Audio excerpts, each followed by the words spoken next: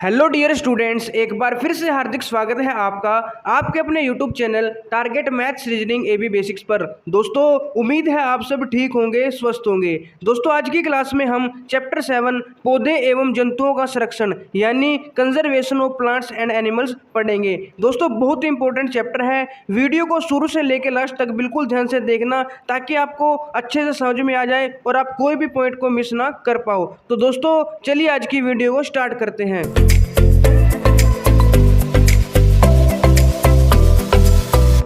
दोस्तों, सबसे पहले देखते हैं कि इस चैप्टर में हमें कौन कौन से टॉपिक्स पढ़ने हैं। सबसे पहले हम पढ़ेंगे डिफॉरेस्टेशन एंड इट्स कॉजेज यानी वनोन्मूलन क्या होता है और इसके क्या क्या कारण हैं। फिर हम पढ़ेंगे दोस्तों कंसिक्वेंसेज ऑफ डिफॉरेस्टेशन यानी वनोन्मूलन के क्या परिणाम हैं।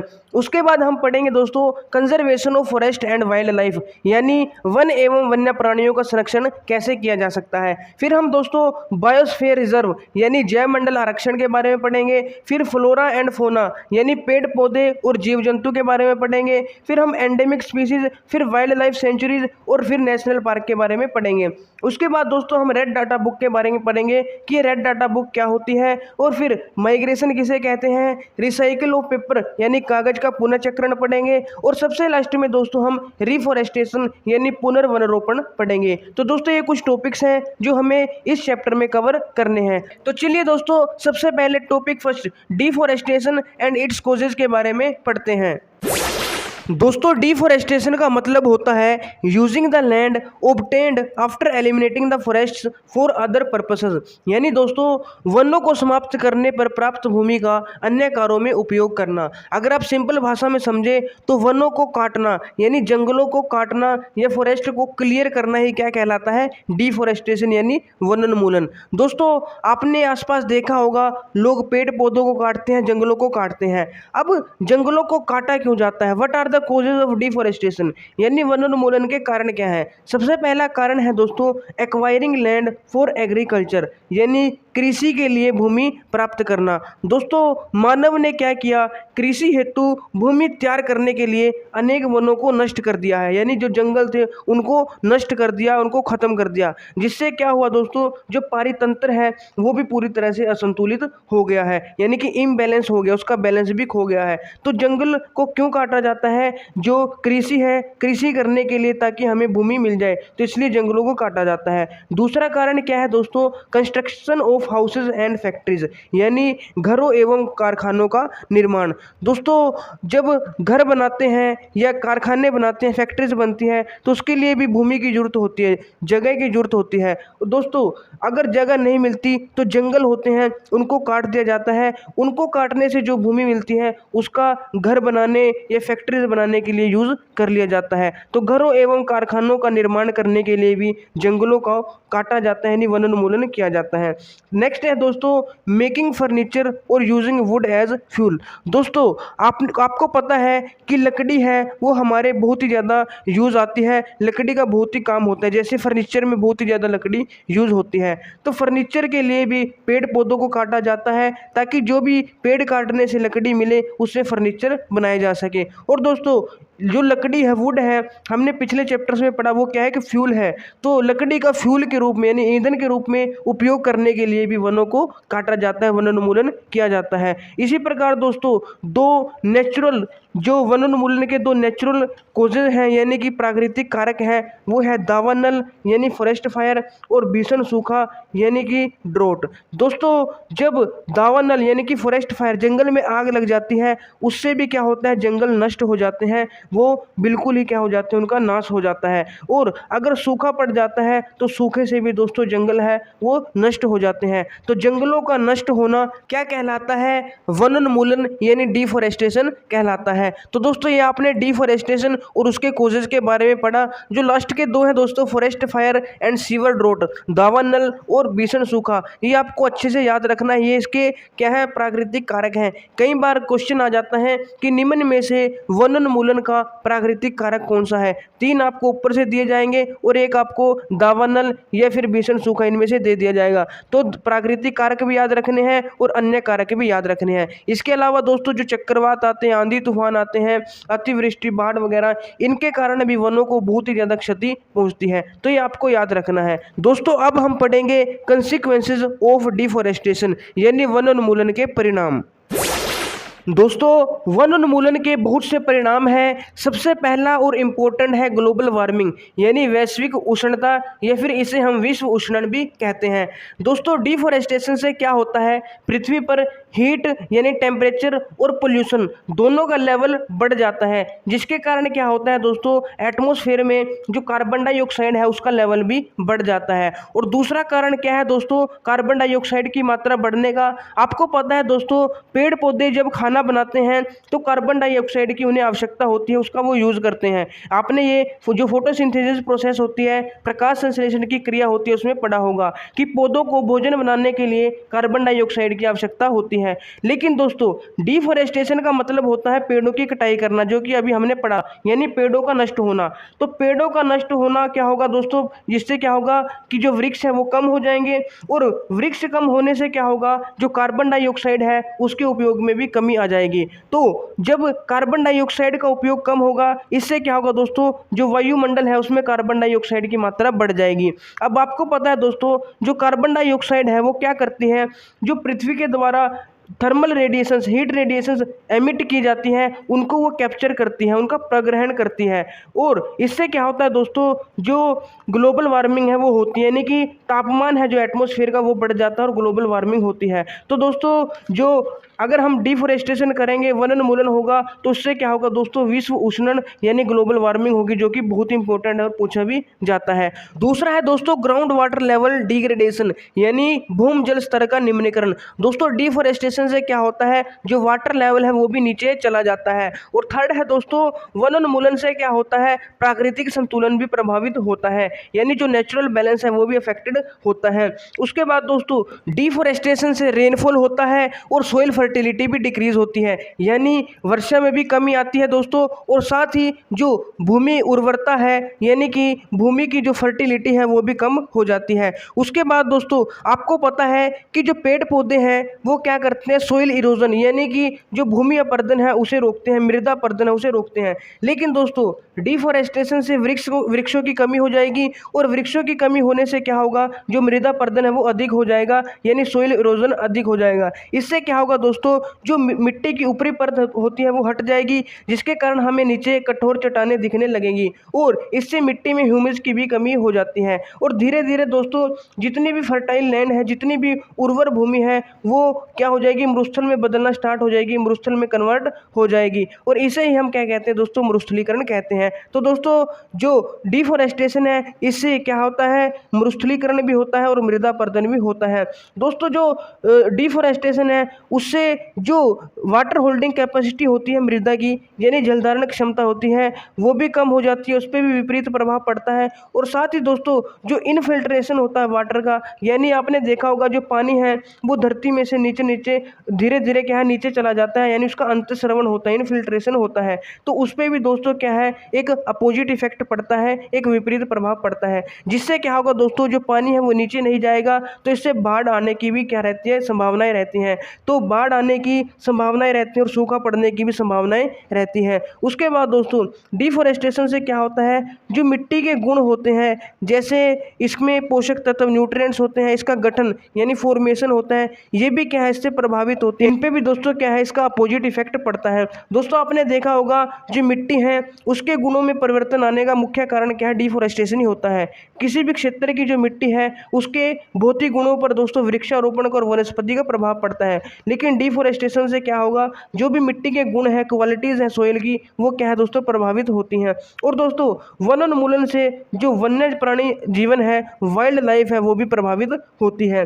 तो दोस्तों ये था डिफॉरेस्टेशन के परिणाम के बारे में। आपको जितने भी परिणाम है दोस्तों वो सभी के सभी याद रखने हैं, इससे भी क्वेश्चन आने की संभावना रहती है। ये दोस्तों बहुत ही इंपॉर्टेंट है। तो दोस्तों अब हम पढ़ेंगे वन एवं वन्य प्राणियों का संरक्षण यानी conservation of wild life and forest. दोस्तों, आपने वनोन्मूलन के प्रभाव तो जान लिए और साथ ही ये भी जान लिया कि वनोन्मूलन से वाइल्ड लाइफ यानी वन्य प्राणी जीवन भी प्रभावित होता है। अब हम पढ़ेंगे कि वन एवं वन्य प्राणियों को किस प्रकार बचाया जा सकता है। सबसे पहला है दोस्तों नियम द्वारा संरक्षण यानी प्रोटेक्शन बाय लॉ।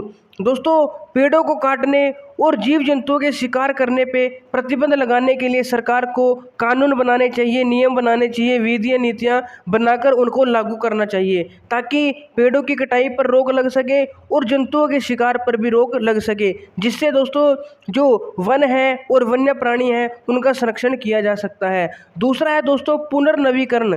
पुनर्वनीकरण का मतलब है दोस्तों, इसे इंग्लिश में रिफॉरेस्टेशन कहते हैं। यानी इसमें क्या है, जो वन है उनको दोबारा लगाया जाता है। दोस्तों, जो निर्वनीकृत क्षेत्र है यानी जहाँ से पेड़ों को काटा जाता है वहाँ पे तो प्राकृतिक रूप से भी पुनर्वनीकरण हो जाता है, लेकिन हम वृक्षारोपण करके भी पुनर्वनीकरण कर सकते हैं और वनों को बचा सकते हैं। तीसरा है दोस्तों जंगली आग से सुरक्षा यानी प्रोटेक्शन फ्रॉम फॉरेस्ट फायर। दोस्तों, सरकार को जंगली आग से वनों और वन्य जीवन को बचाने के लिए वन विभाग को समुचित संसाधन प्रदान करने चाहिए ताकि उन संसाधनों का उचित समय पर प्रयोग करके जंगली आग को फैलने से रोका जा सके। इसी प्रकार दोस्तों जंगलों को हम बचा सकते हैं, उनकी सुरक्षा कर सकते हैं। चौथा है दोस्तों जातीय एवं सामाजिक स्तर पर प्रयास यानी efforts eight personal and society level. दोस्तों, वनों को बचाने के लिए अमृता देवी का नाम मेनली लिया जाता है क्योंकि इन्होंने क्या किया था, 1731 में वृक्षों को बचाने के लिए अपने प्राण त्याग दिए थे, तो इनका नाम बहुत ही मुख्यता से लिया जाता है। और दूसरा सामाजिक स्तर पर बात करें तो सामाजिक स्तर पर वनों की रक्षा के लिए एक चिपको आंदोलन चला था जो कि 1973 में उत्तरांचल राज्य के चमोली जिले में हुआ था। दोस्तों, उसमें क्या था, गांव के सभी लोग हैं वो वृक्षों को बचाने के लिए, उसकी अवैध कटाई को रोकने के लिए वृक्षों के चारों ओर चिपक गए थे और उन्होंने कहा था कि वृक्षों को काटने से पहले आपको हमें काटना पड़ेगा। तो चमोली जिले के जो लोग थे उन्होंने चिपको आंदोलन की शुरुआत की थी। तो इस प्रकार दोस्तों जातीय और सामाजिक प्रयास से या फिर हम अपने स्तर पर भी प्रयास करके वनों की रक्षा कर सकते हैं और वन्य प्राणियों का संरक्षण कर सकते हैं। पांचवा है दोस्तों प्राकृतिक आवास का संरक्षण यानी कंजर्वेशन ऑफ नेचुरल हैबिटेट। दोस्तों, इसमें क्या है, जो वन्य जीव अभ्यारण्य है, वाइल्ड लाइफ सेंचुरी, राष्ट्रीय उद्यान यानी नेशनल पार्क, जैव मंडल आरक्षण यानी बायोस्फीयर रिजर्व, ये जितने भी हैं इनको बनाकर इनको स्थापित करके हम क्या कर सकते हैं, प्राकृतिक परिवेश यानी पादप और जंतु हैं उनका संरक्षण कर सकते हैं, उन्हें कंजर्व कर सकते हैं। तो दोस्तों ये कुछ विधियां हैं जिससे हम फॉरेस्ट और वाइल्ड लाइफ को कंजर्व कर सकते हैं, उसे बचा सकते हैं। दोस्तों, अब आपके मन में एक सवाल आ रहा होगा कि wild life century, national park और बायोस्फीयर रिजर्व क्या होते हैं। तो दोस्तों अब हम इन सब के बारे में वन बाय वन पढ़ेंगे। सबसे पहले बात करेंगे जैव मंडल आरक्षण यानी बायोस्फीयर रिजर्व की। दोस्तों, जो बायोस्फीयर रिजर्व है वो एक बहुत ही बड़ा एक प्रोटेक्टेड एरिया होता है जहाँ पे वाइल्ड लाइफ को भी कंजर्व किया जाता है, प्लांट्स को भी, और जो एनिमल रिसोर्सेज हैं उनको भी कंजर्व किया जाता है। और इनके साथ साथ दोस्तों जो भी वहाँ पे ट्राइबल्स हैं, आदिवासी लोग हैं, उनके जो ट्रेडिशनल लाइफ होती है उनको भी बचाया जाता है, उनको भी संरक्षण दिया जाता है। तो एक बहुत बड़ा एरिया जिसमें वाइल्ड लाइफ, प्लांट और एनिमल रिसोर्सेज के साथ साथ जो ट्राइबल्स हैं, वहाँ पे रहने वाले आदिवासी हैं, उनकी ट्रेडिशनल लाइफ को भी कंजर्व किया जाता है, उनको भी बचाया जाता है। और दोस्तों जो बायोस्फीयर है ये क्या करता है, इसका मेन पर्पस क्या होता है, इसका उद्देश्य क्या होता है, जो बायोडाइवर्सिटी है उसको कंजर्व करना, उसको संरक्षित करना, यानी जैव विविधता का संरक्षण करना ही इसका मुख्य उद्देश्य होता है। दोस्तों जैव विविधता के अंदर क्या होता है, जितने भी प्लांट्स, एनिमल्स, माइक्रो ऑर्गेनिजम्स की अलग अलग जो वेराइटीज़ हैं एक पार्टिकुलर एरिया की, वो सभी आ जाती हैं। बायोडाइवर्सिटी यानी जैव विविधता का मतलब है दोस्तों कि जो प्लांट्स, एनिमल्स, माइक्रो ऑर्गेनिजम्स, इन सब की जो विभिन्न प्रजातियां हैं उसे ही हम क्या कहते हैं, बायोडाइवर्सिटी कहते हैं। और दोस्तों जो जैव मंडल आरक्षित क्षेत्र होता है वो जैव विविधता को संरक्षण करने में बहुत ही हेल्प करता है, क्योंकि जो जैव विविधता है और वहाँ की संस्कृति है उसे बनाए रखने में इस जैव मंडल आरक्षित क्षेत्र का, बायोस्फीयर रिजर्व का बहुत बड़ा योगदान होता है। और दोस्तों जो जैव मंडल आरक्षित क्षेत्र है उसके अंदर ही क्या आते हैं, वन्य जीव अभ्यारण्य यानी कि वाइल्ड लाइफ सेंचुरी और नेशनल पार्क यानी राष्ट्रीय उद्यान आते हैं। जैसे दोस्तों पंचमढ़ी जैव मंडल आरक्षित क्षेत्र है, पंचमढ़ी जो बायोस्फीयर रिजर्व है उसमें सतपुड़ा नाम का एक नेशनल पार्क भी है और बोरी एवं पंचमढ़ी नाम का एक मतलब दो क्या है वन्य जंतु अभ्यारण्य है यानी कि वाइल्ड लाइफ सेंचुरी है। तो ये बहुत बड़ा एरिया होता है जो वाइल्ड लाइफ सेंचुरी और नेशनल पार्क है वो इसी के अंडर में आते हैं। तो बायोस्फीयर रिजर्व यानी जैवमंडल आरक्षण क्षेत्र भी आपको क्लियर हो गया होगा और साथ ही बायोडाइवर्सिटी क्या होती है ये भी आपको क्लियर हो गया होगा। अब दोस्तों हम पढ़ेंगे फ्लोरा एंड फौना क्या होते हैं। दोस्तों किसी पार्टिकुलर एरिया में पाए जाने वाले जो प्लांट्स हैं उन प्लांट्स को हम उस पार्टिकुलर एरिया के फ्लोरा कहते हैं और उसी पार्टिकुलर एरिया में पाए जाने वाले जो एनिमल्स होते हैं उन एनिमल्स को हम उस पार्टिकुलर एरिया के फौना कहते हैं। यानी हिंदी में बात करें तो किसी विशेष क्षेत्र में पाए जाने वाले जो पेड़ पौधे हैं उन पेड़ पौधों को हम उस विशेष क्षेत्र के वनस्पति जात कहते हैं और किसी विशेष क्षेत्र में पाए जाने वाले जो जीव जंतु हैं वो उस क्षेत्र के प्राणी जात कहलाते हैं। जैसे दोस्तों अगर हम पचमढ़ी जैव मंडल आरक्षित क्षेत्र है जो यानी पचमढ़ी बायोस्फीयर रिजर्व है जिसकी अभी हमने बात की थी उसमें साल, सागौन, आम, जामुन, सिल्वर फर्न, अर्जुन इस टाइप के जो पेड़ पौधे पाए जाते हैं तो ये वहाँ के क्या है वनस्पति जात हैं यानी कि फ्लोरा है। और वहाँ पे जो एनिमल्स पाए जाते हैं जीव जंतु पाए जाते हैं जैसे चिंकारा, नीलगाय, बार्किंग डियर, चीतल, तेंदुआ, जंगली कुत्ता, भेड़िया ये सभी क्या है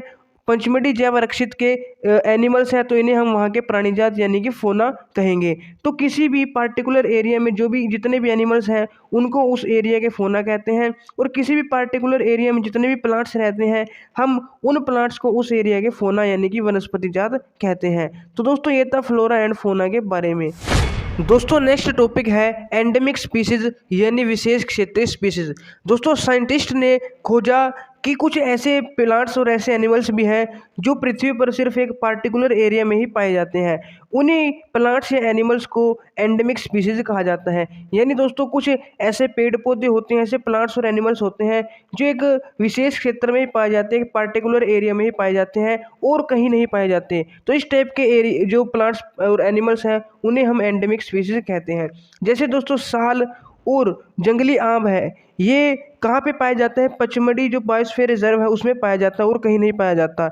ऐसे दोस्तों बिसन, इंडियन जाइंट स्क्वेरल और फ्लाइंग स्क्वेरल यानी उड़ने वाली जो गिलहरी है और विशाल गिलहरी है ये भी कहाँ पे पाई जाती है पचमढ़ी बायोस्फीयर रिजर्व में पाई जाती है। तो यहाँ की क्या है दोस्तों एंडेमिक स्पीसीज है। अब दोस्तों अगर जो एंडेमिक स्पीसीज है वो प्लांट्स हुए तो उन्हें हम एंडेमिक फ्लोरा भी कह सकते हैं और अगर वो एनिमल्स हुए तो उन्हें हम एंडेमिक फौना भी कह सकते हैं। तो दोस्तों ये था एंडेमिक स्पीसीज के बारे में। अब दोस्तों एक बात यह है कि स्पीसीज क्या होता है तो स्पीसीज भी आपको पता होना चाहिए कि स्पीसीज क्या होता है। Species is a group of population which are capable of interbreeding. This means that the members of species can reproduce fertile offspring only with the members of their own species and not with the members of other species. Members of a species have common characteristics. यानी दोस्तों species जिसे हम प्रजाति भी कहते हैं वो क्या होता है। स्पीसीज क्या है दोस्तों एक सेम काइंड के जो एनिमल्स हो या प्लांट्स हो तो सेम काइंड के जो भी होते हैं उनके समूह को उनके ग्रुप को हम क्या कहते हैं स्पीसीज कहते हैं। दोस्तों जो स्पीसीज है वो अपने टाइप के यानी कि एक स्पीसीज है दो जो वो अपने साथ ही क्या कर सकती है रिप्रोड्यूस कर सकती है और मतलब कि जो ऑफस्प्रिंग्स है बच्चे हैं वो पैदा कर सकती है। कोई भी एक स्पीसीज कोई भी एक जाति के जो सदस्य हैं मेंबर्स हैं वो किसी दूसरी स्पीसीज के मेंबर्स के साथ प्रजनन नहीं कर सकते वो खुद की स्पीसीज के साथ ही प्रजनन कर सकते हैं। तो एक जाति के जो सदस्य होते हैं प्रजाति के एक स्पीसीज के जितने मेंबर्स होते हैं उनकी कॉमन कैरेक्टरिस्टिक्स होती है उनमें क्या है दोस्तों समान लक्षण पाए जाते हैं तो इसको हम स्पीसीज कहते हैं। जैसे दोस्तों कुत्ते हो गए डॉग्स हो गए बिल्लियां हैं इनकी अलग स्पीसीज है। ऐसे पक्षियों में भी अलग अलग स्पीसीज होती हैं। तो क्या है बहुत सारी स्पीसीज है जो हमारी धरती पे यहाँ पे पाई जाती है तो इसे ही हम स्पीसीज कहते हैं। नेक्स्ट टॉपिक है वाइल्ड लाइफ सेंचुरी यानी वन्य प्राणी अभ्यारण्य या इसे हम वन्य जीव विहार भी कह सकते हैं। दोस्तों वाइल्ड लाइफ सेंचुरी किसे कहते हैं एक ऐसा क्षेत्र एक ऐसा एरिया जहाँ पे एनिमल्स को यानी जंतुओं को प्रोटेक्ट किया जाता है और साथ ही उनके हैबिटेट को यानी उनका जो आवास है उसे भी प्रोटेक्ट किया जाता है किसी भी प्रकार की डिस्टर्बेंस से। तो जहाँ पे एनिमल्स को और उनके हैबिटेट को यानी जीव जंतुओं को और उनका जो आवास है उसे किसी भी तरह के डिस्टर्बेंस से किसी भी तरह के विक्षोभ से सुरक्षित रखा जाता है उसी क्षेत्र को हम वन्य प्राणी अभ्यारण्य या वाइल्ड लाइफ सेंचुरी कहते हैं।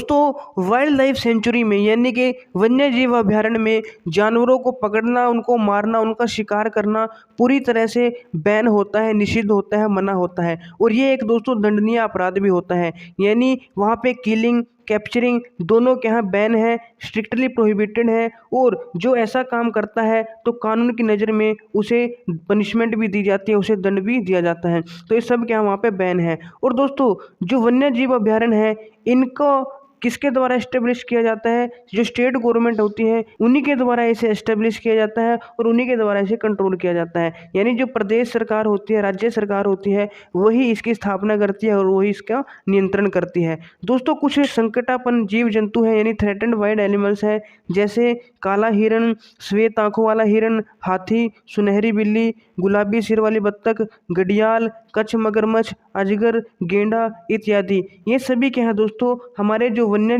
प्राणी अभयारण्य है, हमारी जो वाइल्ड लाइफ सेंचुरीज है उसमें सुरक्षित और सुरक्षित है। तो वाइल्ड लाइफ सेंचुरी में दोस्तों जितने भी एनिमल्स हैं उन्हें सुरक्षित रखा जाता है और उनका जो हैबिटेट है उसे भी सुरक्षित रखा जाता है। दोस्तों जिस प्रकार चिड़ियाघर होता है, जू होता है, वहाँ पे भी एनिमल्स को सुरक्षित रखा जाता है, लेकिन वो वाइल्ड लाइफ सेंचुरी से बिल्कुल अलग है। क्योंकि जो जू है उसमें तो जो एनिमल्स हैं वो अलग अलग जगह से लेकर मतलब उसमें रखे जाते हैं और लोगों को दिखाए जाते हैं, एक मतलब एज ए एग्जीबिशन। तो उसे हम जू कहते हैं, जो कि वाइल्ड लाइफ सेंचुरी से बिल्कुल डिफरेंट होता है। तो इसमें आपको कंफ्यूज नहीं होना है। तो ये था दोस्तों वाइल्ड लाइफ सेंचुरी। दोस्तों नेक्स्ट है नेशनल पार्क यानी राष्ट्रीय उद्यान। It is a relatively large protected area and is maintained by the government to preserve flora and fauna, landscape, historic objects of the area and places of scientific interest. People are allowed to enter these areas but exploitation of natural resources is strictly prohibited. यानी दोस्तों जो national park होते हैं, राष्ट्रीय उद्यान होते हैं, वो रिलेटिवली बड़े सुरक्षित क्षेत्र होते हैं, बड़े प्रोटेक्टेड एरियाज होते हैं। दोस्तों इनको गवर्नमेंट के द्वारा मेंटेन किया जाता है और इसमें जो फ्लोरा एंड फोना यानी प्राणी जात और जो वनस्पति जात है उन दोनों को प्रिजर्व किया जाता है।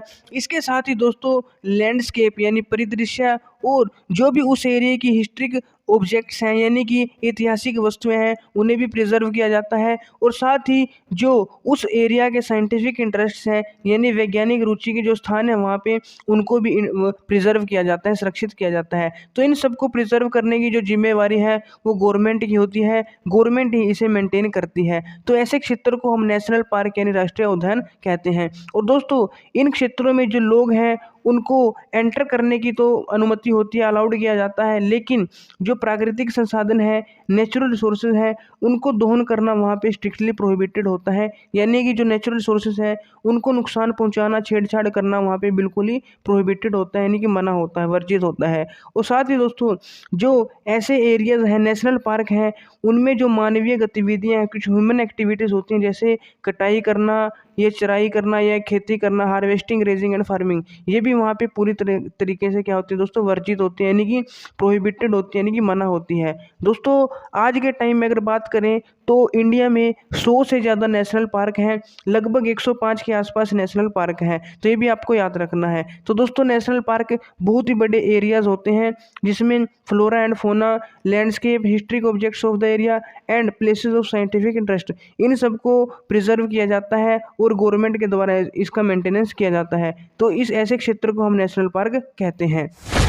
दोस्तों नेक्स्ट है प्रोजेक्ट टाइगर यानी बाघ परियोजना। It is a wild life conservation project which was launched by the government of India in 1973 to protect the tigers in the country. The objective of this project was to ensure the survival and maintenance of the tiger population in country. यानी दोस्तों जो project tiger है, बाघ परियोजना है, ये एक ऐसी परियोजना है, वाइल्ड लाइफ कंजर्वेशन प्रोजेक्ट है, यानी जो वन्य प्राणी संरक्षण परियोजना है। इसको भारत सरकार ने 1973 में लॉन्च किया था to protect the tigers in the country, यानी देश में बाघों की रक्षा के लिए इसे शुरू किया गया था।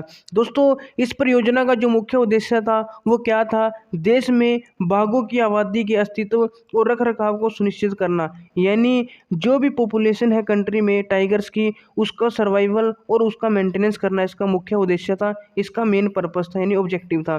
दोस्तों जब इसे शुरू किया गया तो शुरू में 9 टाइगर्स थे, 9 टाइगर रिजर्व थे और जो प्रोजेक्ट टाइगर कवरेज है उसमें जो वर्तमान में देखा जाए तो इसकी संख्या बढ़कर कितनी हो गई, 47 हो गई है। जो सतपुड़ा राष्ट्रीय उद्यान है दोस्तों, उसमें भी सतपुड़ा जो टाइगर रिजर्व है वो एक प्रोजेक्ट टाइगर का हिस्सा है।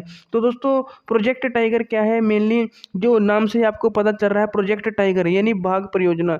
तो जो टाइगर्स हैं उनको बचाने के लिए, उनको सुरक्षित रखने के लिए प्रोजेक्ट बनाया गया, परियोजना बनाई गई। 1973 में दोस्तों इसी जो भारतीय सरकार है उसने शुरू किया था, तो आपको ये याद रखना है। तो दोस्तों ये था प्रोजेक्ट टाइगर के बारे में। दोस्तों नेक्स्ट टॉपिक है एंडेंजर्ड एंड एक्सटिंक्ट स्पीसीज यानी संकटापन्न एवं विलुप्त जातियां। दोस्तों दो प्रकार की जातियां होती हैं, स्पीसीज होती हैं, एक होती है एंडेंजर्ड और एक होती है एक्सटिंक्ट। बहुत सारे स्टूडेंट इन दोनों में कंफ्यूज रहते हैं। तो सबसे पहले हम बात करते हैं एक्सटिंक्ट स्पीसीज की, यानी विलुप्त जातियां कौन सी होती हैं। वैसे तो दोस्तों नाम से ही पता चल रहा है विलुप्त यानी जो लुप्त हो गई हैं, जो अब पृथ्वी पर बिल्कुल भी नहीं रही। ऐसी प्रजातियां जो पृथ्वी पर कहीं नहीं रही, किसी भी देश किसी भी जगह पे नहीं रही, जो बिल्कुल ही पूरी तरह से खत्म हो चुकी हैं, उन्हें हम विलुप्त जातियां कहते हैं यानी एक्सटिंक्ट स्पीसीज कहते हैं। दोस्तों कोई भी जो स्पीसीज है वो विलुप्त कब होती है, एक्सटिंक्ट कब होती है, जब उस स्पीसीज का जो लास्ट मेंबर होता है वो भी खत्म हो जाता है, वो भी मर जाता है, यानी एक भी मेंबर नहीं बचता, तो उस जाति को हम क्या कहते हैं, विलुप्त जाति यानी एक्सटिंक्ट स्पीसीज कहते हैं। जैसे दोस्तों डोडो पहले होते थे अब नहीं है, डायनासोर होते थे बहुत टाइम पहले, आयरिश डियर हिरण, तो ये सभी क्या है दोस्तों अब विलुप्त हो गए हैं, अब नहीं मिलते। दूसरा है दोस्तों एंडेंजर्ड स्पीसीज यानी संकटापन्न जातियां। दोस्तों animals whose numbers are diminishing to a level that they might face extinction are called endangered animals. यानी दोस्तों कुछ ऐसे जानवर भी हैं, कुछ ऐसे प्राणी भी हैं जिनकी संख्या इतनी कम हो गई है कि बहुत ही ज़्यादा कम हो गई है कि उन्हें विलुप्त होने का सामना करना पड़ सकता है, यानी वो कभी भी ख़त्म हो सकते हैं। यानी अभी उनकी कुछ ना कुछ मेंबर्स अभी जीवित हैं, लेकिन उनकी जो संख्या है मेंबर्स की इतनी कम हो गई है कि वो कभी भी ख़त्म हो सकते हैं और एंडेंजर्ड से एक्सटिंक्ट स्पीसीज बन सकते हैं, यानी कि विलुप्त जातियां बन सकते हैं। जैसे दोस्तों बाघ है, हिम तेंदुआ है, एशियाई शेर हैं, इनकी जनसंख्या है, इनकी जो संख्या है दोस्तों बहुत ही ज़्यादा कम हो गई है और ये कभी भी ख़त्म हो सकते हैं। तो ऐसी प्रजातियां जो बिल्कुल ही ख़त्म हो गई उन्हें तो विलुप्त जातियां कहेंगे, एक्सटिंक्ट स्पीसीज कहेंगे। लेकिन जो ख़त्म होने की कगार पर है, जो बहुत ही जल्दी ख़त्म हो सकती हैं, जिनकी संख्या बहुत ही कम रह गई है, उन्हें हम संकटापन्न प्रजातियाँ यानी एंडेंजर्ड स्पीसीज कहेंगे। तो दोस्तों उम्मीद है आपको एंडेंजर्ड और एक्सटिंक्ट स्पीसीज के बारे में पता चल गया होगा कि एंडेंजर्ड स्पीसीज कौन सी होती है और एक्सटिंक्ट स्पीसीज कौन सी होती है। नेक्स्ट टॉपिक है दोस्तों रेड डाटा बुक यानी रेड डाटा पुस्तक। दोस्तों ये ऐसी बुक होती है जिसमें सभी जो संकटापन्न स्पीसीज होती हैं, एंडेंजर्ड स्पीसीज होती हैं, उनका रिकॉर्ड रखा जाता है। तो ऐसी पुस्तक जिसमें जो एंडेंजर्ड एनिमल्स हो गए या प्लांट्स हो गए या कोई भी स्पीसीज हो जो एंडेंजर्ड है, उन सब का रिकॉर्ड रखा जाता है, उसे हम क्या कहते हैं, रेड डाटा बुक कहते हैं। दोस्तों रेड डाटा बुक को एक ऑर्गेनाइजेशन के द्वारा इंटरनेशनली मैनेज किया जाता है, मेंटेन किया जाता है, और इंडिया भी दोस्तों रेड डाटा बुक प्लांट्स और एनिमल्स के लिए क्या करता है, मेंटेन करता है। तो रेड डाटा बुक कुछ नहीं है दोस्तों, ऐसी पुस्तक है जिसमें सभी संकटापन्न स्पीसीज का यानी सभी जो एंडेंजर्ड एनिमल्स हो गए, प्लांट्स हो गए, सभी एंडेंजर्ड स्पीसीज का रिकॉर्ड रखा जाता है, उसे ही हम रेड डाटा बुक कहते हैं। दोस्तों नेक्स्ट टॉपिक है माइग्रेशन यानी प्रवास, या इसे हम हिंदी में उत्प्रवासन भी कह सकते हैं। The process of birds move from one place to another on the basis of season is called migration. यानी दोस्तों जो पक्षी होते हैं वो सीजन के अकॉर्डिंग यानी जलवायु में परिवर्तन के अकॉर्डिंग एक जगह से दूसरे जगह पे चले जाते हैं, और जब दोबारा जलवायु में परिवर्तन होता है, मौसम चेंज होता है, तो फिर वो वापस आ जाते हैं। इसी प्रक्रिया को, इसी प्रोसेस को दोस्तों माइग्रेशन या प्रवास या उत्प्रवासन कहा जाता है।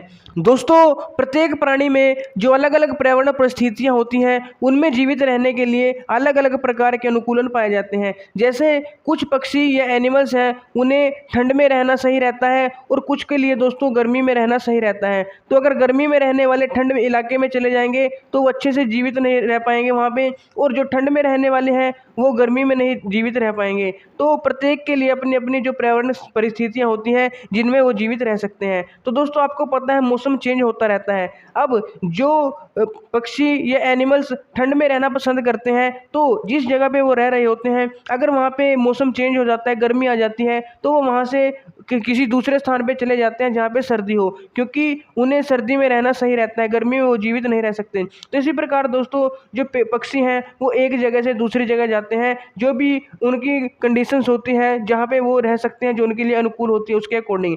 जैसे दोस्तों साइबेरियन क्रेन है। साइबेरियन क्रेन क्या करता है दोस्तों, सर्द ऋतु में ये भारत में आ जाता है। भारत में कहाँ पे आता है दोस्तों, भरतपुर राजस्थान में। और वहीं पे दोस्तों ये क्या करते हैं, प्रजनन करते हैं, वहीं पे जो इनके खाद्य पदार्थ हैं उनको उपयोग करते हैं, और फिर मार्च में दोस्तों ये वापस चले जाते हैं तो रिप्रोड्यूस करने के लिए, ताकि ये रिप्रोड्यूस कर सके और बच्चे पैदा कर सके, और साथ ही दोस्तों जो खाना वगैरह है वो भी अच्छे से खा सके, और जो क्लाइमेट कंडीशन के अकॉर्डिंग अपना जीवित रह सके। तो इसलिए पक्षी यहाँ पे आते हैं, और जब दोबारा हमारे यहाँ पे गर्मियाँ स्टार्ट हो जाती हैं तो ये वापस साइबेरियन क्रेन है जो वापस चला जाता है। तो ये भी एक एग्जाम्पल है दोस्तों माइग्रेटरी बर्ड का, प्रवासी पक्षी का। तो ये था दोस्तों माइग्रेशन के बारे में। दोस्तों नेक्स्ट टॉपिक है रिसाइकल ऑफ पेपर, यानी कागज का पुनर्चक्रण। दोस्तों आप जानते हैं वृक्षों से हमें बहुत कुछ मिलता है, उनमें से एक है कागज। दोस्तों अगर हमें 1 टन कागज प्राप्त करना है तो इसके लिए पूर्ण रूपेण विकसित 17 वृक्षों को काटा जाता है। तो यानी दोस्तों अगर हम कागज की बचत करेंगे तो इनडायरेक्टली हम किसकी बचत कर सकते हैं, वृक्षों को बचा सकते हैं। तो हमें दोस्तों कागज की बचत करनी चाहिए ताकि हम पेड़ों को बचा सकें। दोस्तों अगर जो कोई भी स्टूडेंट है एक दिन में अगर 1 कागज की भी बचत करता है तो हम 1 साल में बहुत सारे वृक्षों को बचा सकते हैं।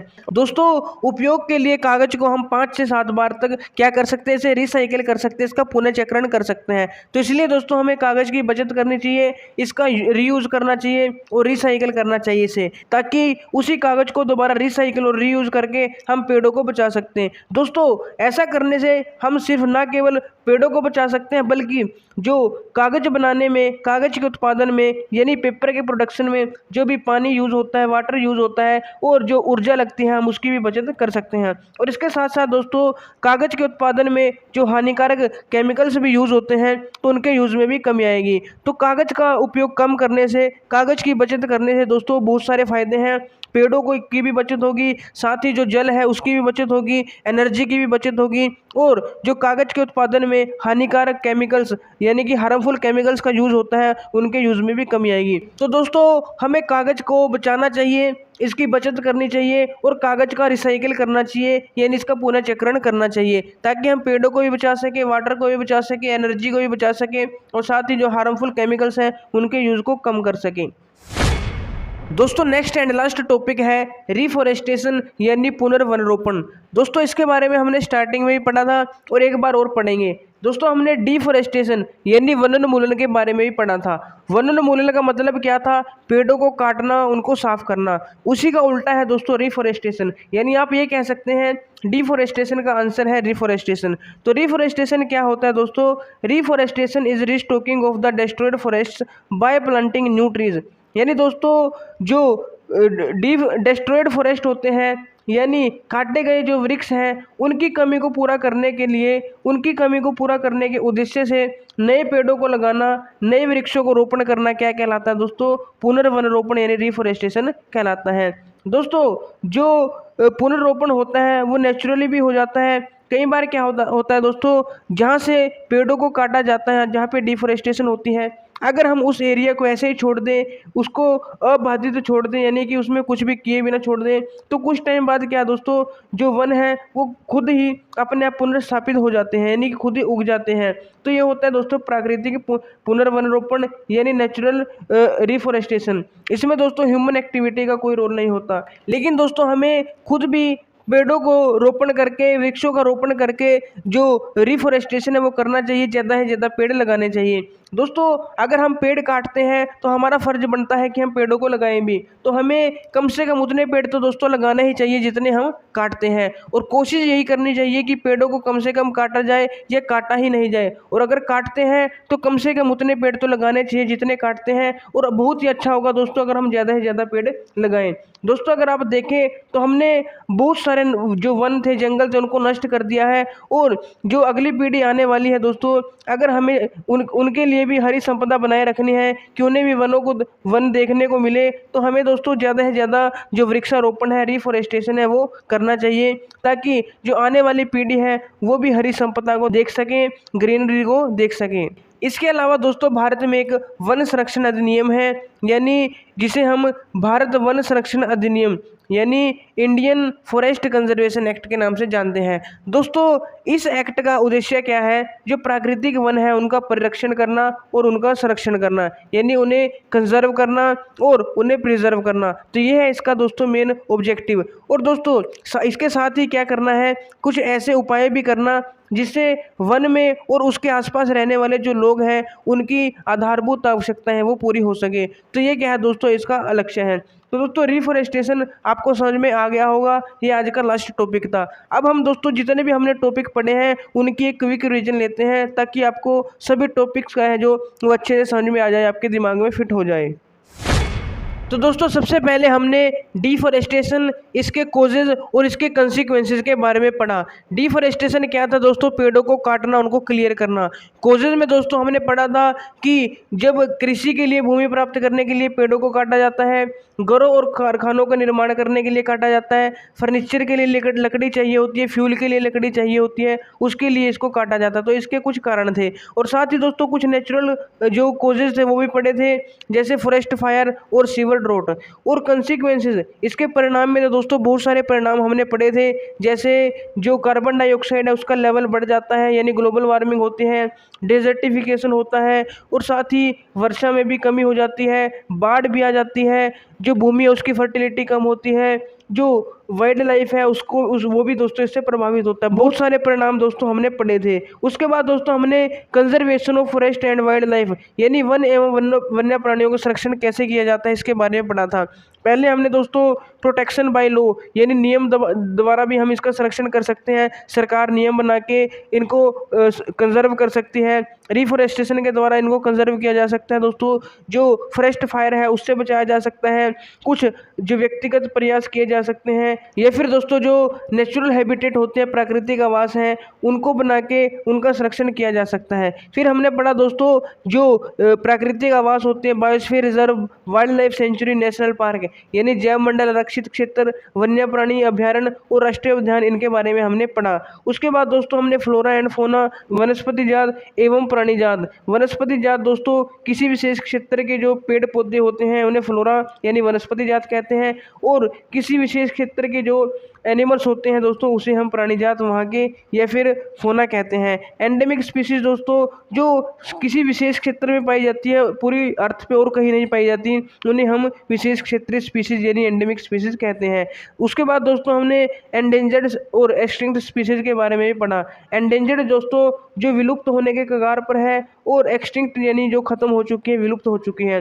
फिर हमने रेड डाटा बुक के बारे में पढ़ा, जिसमें एंडेंजर्ड स्पीशीज का रिकॉर्ड रहता है। माइग्रेशन के बारे में पढ़ा दोस्तों कि जो पक्षी होती हैं वो क्लाइमेट कंडीशंस के अकॉर्डिंग एक जगह से दूसरी जगह पे जाते हैं, वहाँ पे प्रजनन करते हैं, वहाँ पे रहते हैं। फिर हमने दोस्तों रिफॉरेस्टेशन यानी पुनर्वनीकरण के बारे में पढ़ा कि हमें ज़्यादा से ज़्यादा पेड़ लगाने चाहिए, जो जंगल नष्ट हो गए हैं उनकी जगह हमें पेड़ लगाने चाहिए। नेचुरली भी दोस्तों रिफॉरेस्टेशन हो जाता है, लेकिन हमें भी पेड़ लगाने चाहिए।